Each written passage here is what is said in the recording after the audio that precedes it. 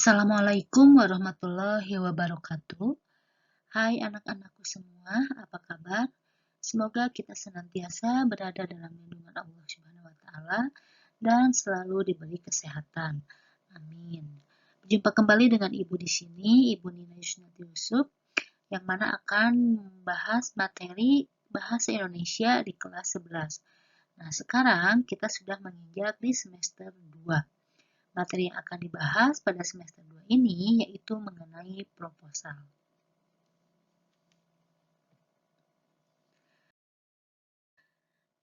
Nah, di sini yang akan dibahas yaitu mengenai sistematika proposal dan kaidah kebahasaan proposal. Sebelumnya, mari kita simak dulu kompetensi dasar yang harus kalian kuasai. Berikut kompetensi dasar yang harus kalian kuasai. Yang pertama, menganalisis isi, sistematika, dan kebahasaan proposal.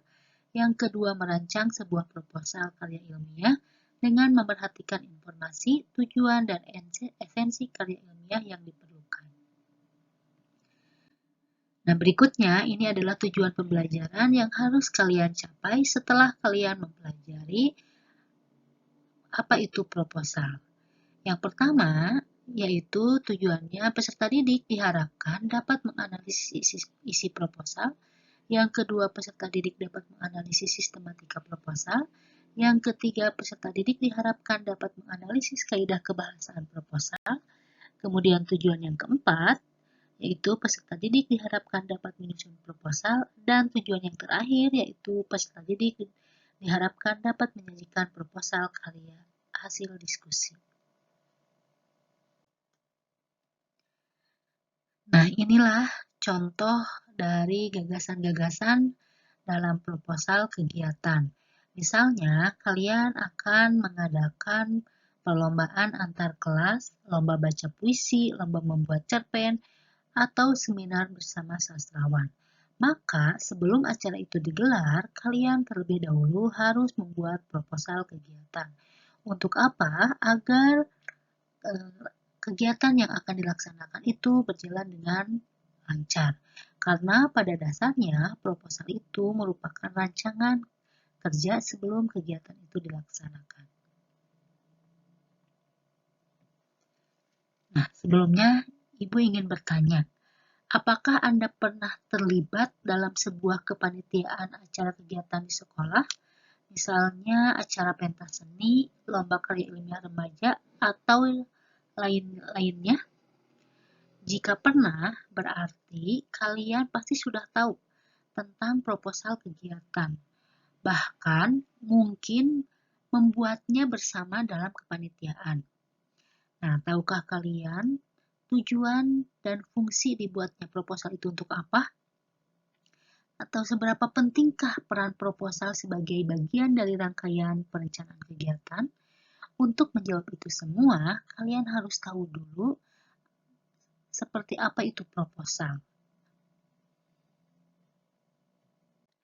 Ya, baik. Berikut Ibu akan menjelaskan mengenai struktur proposal kegiatan atau sistematika dari proposal kegiatan. Yang pertama ada halaman judul, yang mana dalam halaman judul ini berisi judul dari kegiatan itu sendiri, kemudian bisa disertai dengan identitas dan sebagainya. Ini bisa juga disebut dengan covernya ya. Kemudian ada latar belakang, yang mana dalam latar belakang ini berisikan kejadian, keadaan, atau hal yang melatar belakangi pentingnya dilaksanakan suatu kegiatan. Nah, dalam bagian ini disajikan alasan suatu kegiatan harus dilaksanakan. Maka, dalam penyusunan latar belakang ini, diharapkan dapat menunjukkan pentingnya pelaksanaan kegiatan yang akan dilaksanakan. Berikutnya yaitu ada tujuan kegiatan. Nah, dalam tujuan kegiatan ini berfungsi mengarahkan dan memfokuskan aktivitas yang akan dilaksanakan. Nah, ketika kalian menuliskan tujuan kegiatan ini, sebaiknya disebutkan secara terperinci dan spesifik ya. Gunakanlah bahasa yang rasional dan persuasif, sehingga pembaca tertarik pada tujuan-tujuan tersebut. Berikutnya ada nama dan tema kegiatan. Nah, nama kegiatan ini adalah judul suatu tulisan. Jadi, nama kegiatan harus dibuat semenarik mungkin ya, sehingga menimbulkan rasa ingin tahu pembaca.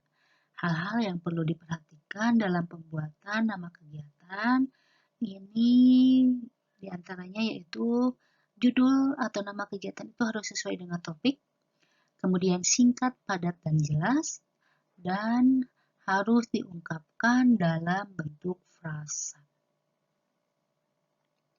Berikutnya ada bentuk kegiatan. Bentuk kegiatan ini merupakan jenis-jenis kegiatan yang akan dilaksanakan dalam acara tersebut. Dituliskan secara spesifik. Kemudian ada peserta. Peserta atau sasaran ya, sasaran dari kegiatan ini. Bagian ini berisi lembaga, personel organisasi, atau kelompok masyarakat tertentu yang akan menjadi peserta kegiatan.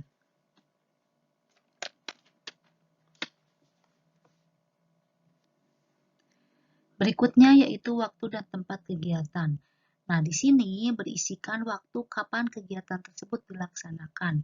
Cantumkanlah seperti hari, tanggal, bulan, tahun, dan jam berapa dilaksanakannya. Kemudian untuk tempat kegiatannya, menunjukkan di mana tempat kegiatan tersebut dilaksanakan. Berikutnya yaitu ada penyelenggara panitia. Nah, penyelenggara panitia ini atau disebut pelaksana dan organisasi kerja. Pada bagian ini berisikan siapa saja yang menjadi panitia atau pelaksana kegiatan tersebut. Bisa juga ditulis secara terlampir. Nah, untuk pelaksana kegiatan ini, bila perlu, daftar pelaksananya dilengkapi dengan pendidikan dan keahlian mereka. Berikutnya ada jadwal kegiatan atau susunan acara. Nah, dalam jadwal kegiatan ini harus dibuat sesuai dengan perencanaan yang disusun sebelumnya. Jika jadwal kegiatannya banyak, bisa ditulis secara terlampir. Berikutnya ada rancangan anggaran. Nah, rancangan anggaran ini berisikan total anggaran dana yang dibutuhkan pada kegiatan tersebut. Untuk rinciannya, umumnya ditulis juga bisa secara terlampir. Nah, dalam pembiayaan atau anggaran dana ini, penerima proposal sangat memperhatikan biaya. Namun, penerima proposal yang reputasinya baik lebih mengutamakan kualitas pekerjaan. Ya, jadi perincian biaya itu dapat dibagi untuk upah, alat perlengkapan, belanja barang, biaya umum, dan sebagainya. Berikutnya yaitu penutup.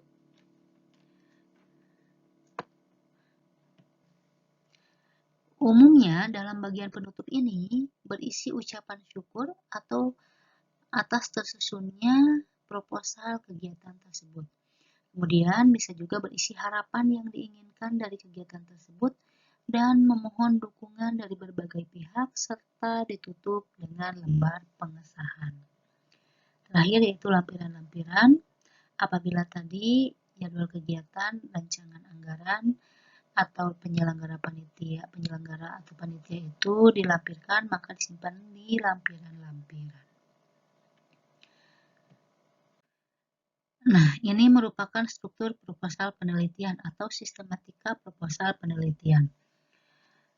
Nah, untuk sistematika proposal penelitian mungkin agak sedikit berbeda ya dengan proposal kegiatan tadi. Nah, di sini yang pertama ada judul. Judul ini merupakan judul dari penelitian itu. Contohnya, judulnya bisa berupa proposal penelitian kualitatif pengaruh penggunaan sosial media pada siswa SMK Negeri 1 Campaka Cianjur terhadap kemampuan interaksi sosial.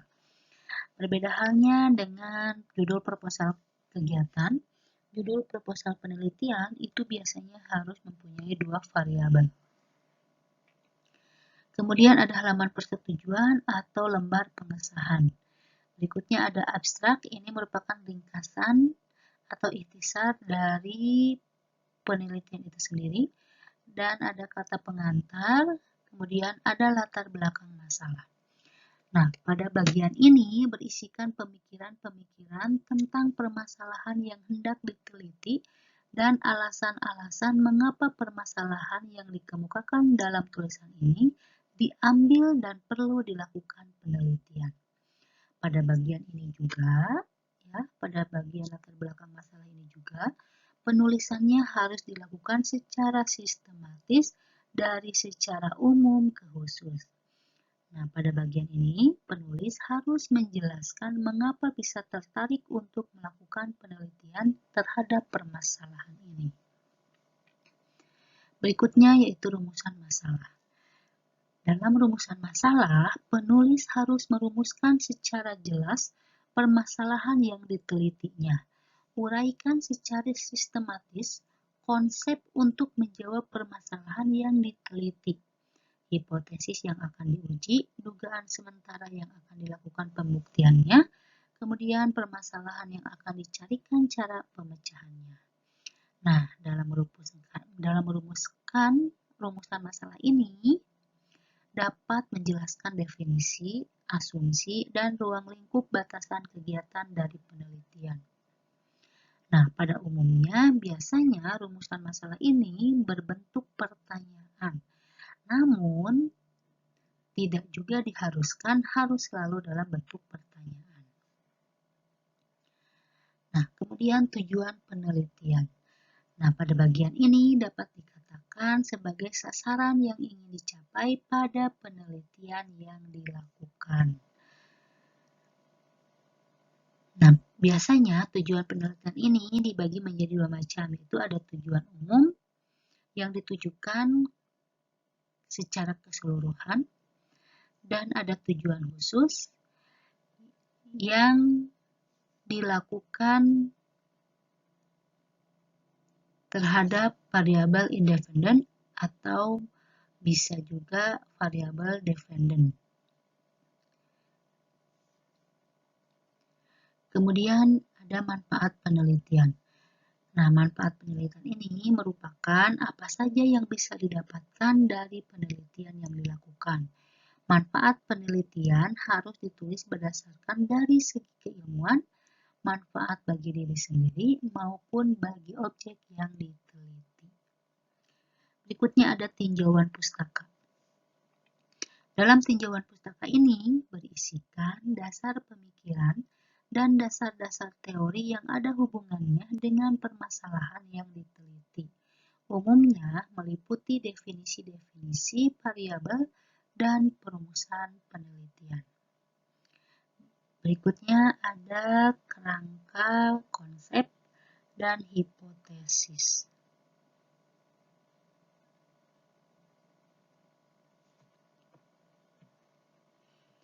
Nah, hipotesis merupakan jawaban sementara terhadap masalah penelitian yang kebenarannya harus diuji secara empiris.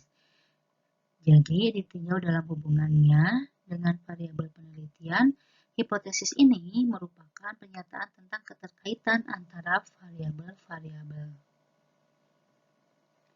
Nah, berikutnya yaitu metode penelitian. Pada bagian metode penelitian ini, umumnya berisikan rancangan penelitian, variabel penelitian, definisi operasional variabel, tempat dan waktu penelitian, populasi dan sampel penelitian, jenis dan sumber data penelitian, teknik pengumpulan data, etika penelitian jika manusia yang dijadikan sebagai objek penelitiannya, kemudian ada pengolahan data, analisis data, hingga bahan-bahan yang diinputkan. Itu semua ada dalam metode penelitian. Kemudian ada jadwal dan lokasi penelitian.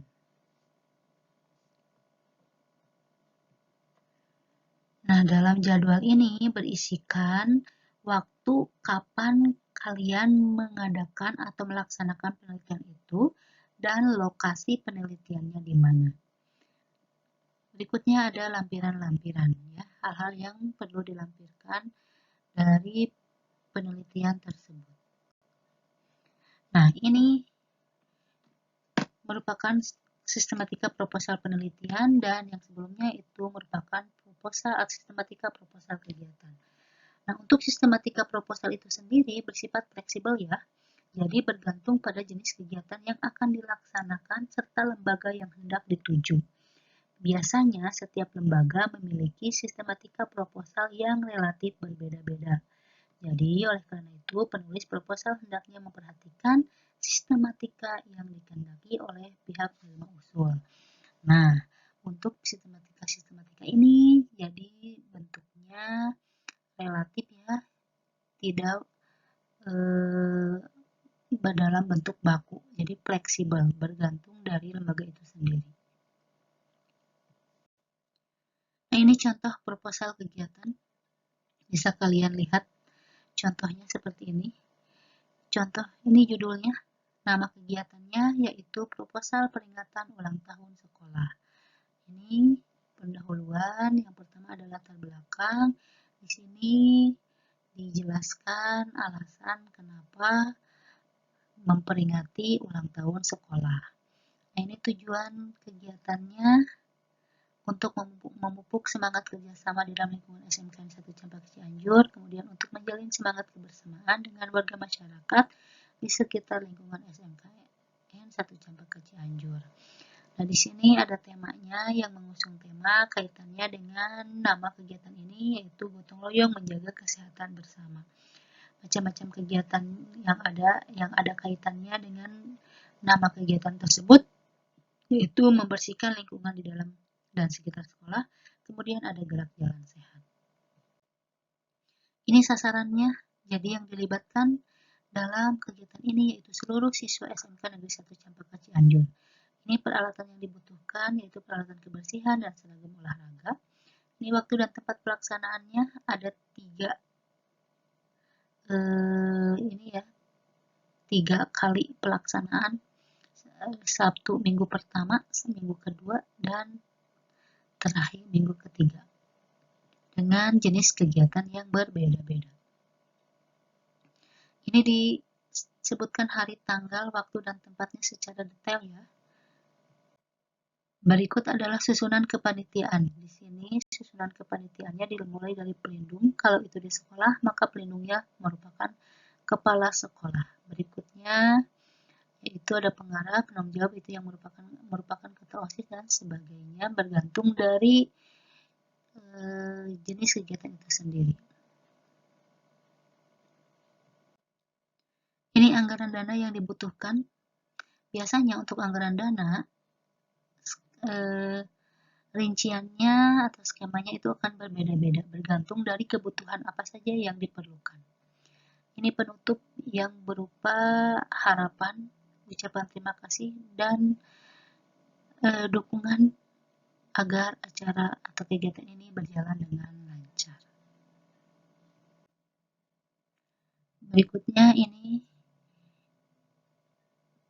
untuk penandatanganan sekretaris pelaksana berada di kiri atas, ya.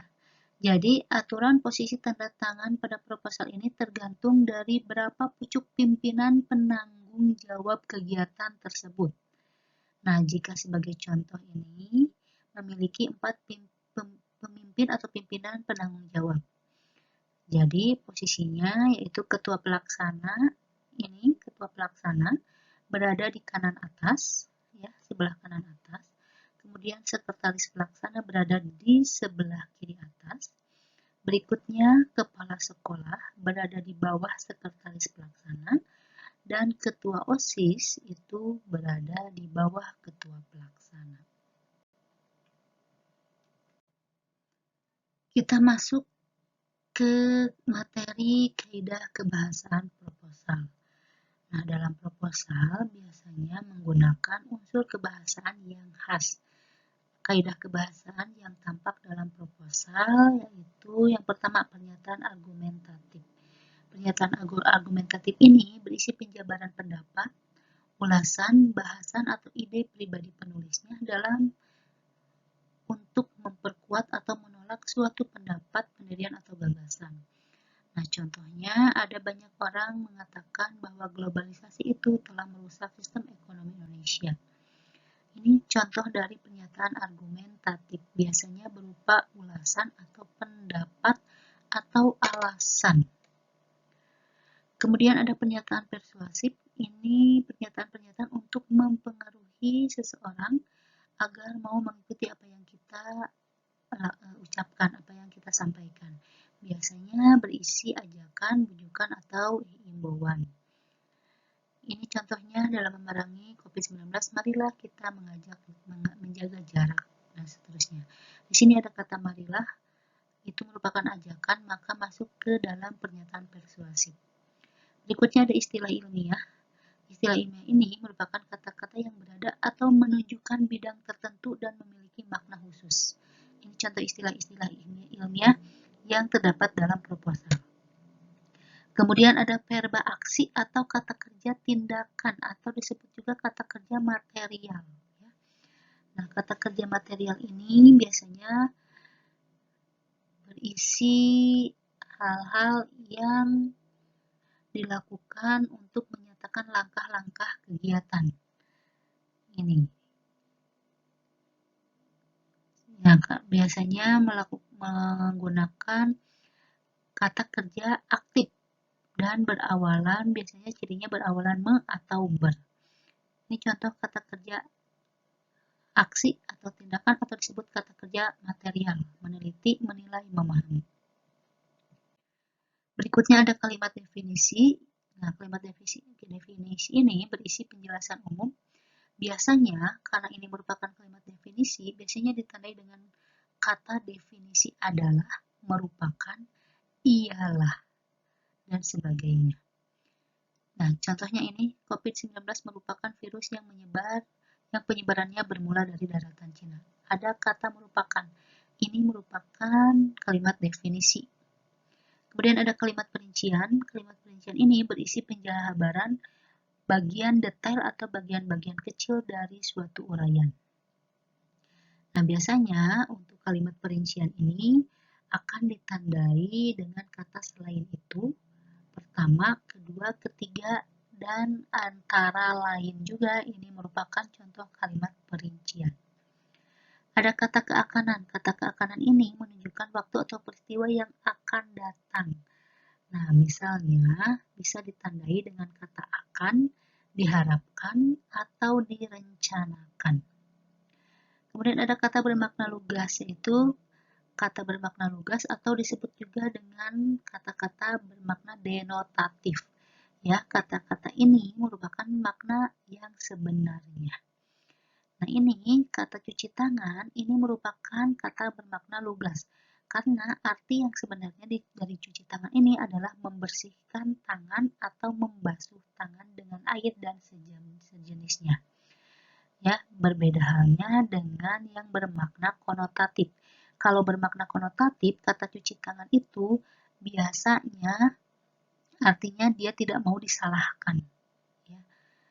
Dia selalu cuci tangan dalam masalah itu, contohnya. Nah, itu bukan bermakna lugas, tapi bermakna konotatif, karena bukan makna yang sebenarnya. Dan di sini, cuci tangan di sini bermakna yang sebenarnya, artinya membersihkan tangan. Contoh kalimatnya sebelum makan, baiknya cuci tangan terlebih dahulu. Kata cuci tangan di sini merupakan bermakna yang sebenarnya. Nah, berikut penyusunan proposal karya ilmiah. Mengumpulkan data untuk proposal penelitian ilmiah, kemudian menyusun kerangka.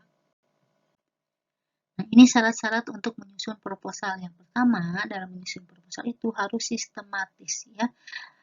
Nah, artinya di sini sistematis, tadi sudah diuraikan kan bagaimana sistematika proposal penelitian. Maka uraikan secara sistematis. Terencana harus direncanakan terlebih dahulu agar kegiatan berjalan dengan lancar. Karena pada dasarnya proposal penelitian itu merupakan rencana kerja. Kemudian mengikuti konsep ilmiah, dan terakhir jelas dan dapat dimengerti. Nah, ini latihan-latihan soal yang harus kalian kerjakan. Silakan dikerjakan latihan-latihan soal berikut di buku latihan ya. Apabila ada yang tidak paham, boleh ditanyakan atau chat di kolom komentar. Demikian yang dapat Ibu sampaikan dari penjelasan materi proposal, kaidah kebahasaan, dan sistematika proposal. Semoga bermanfaat. Akhirul kalam. Wassalamualaikum warahmatullahi wabarakatuh.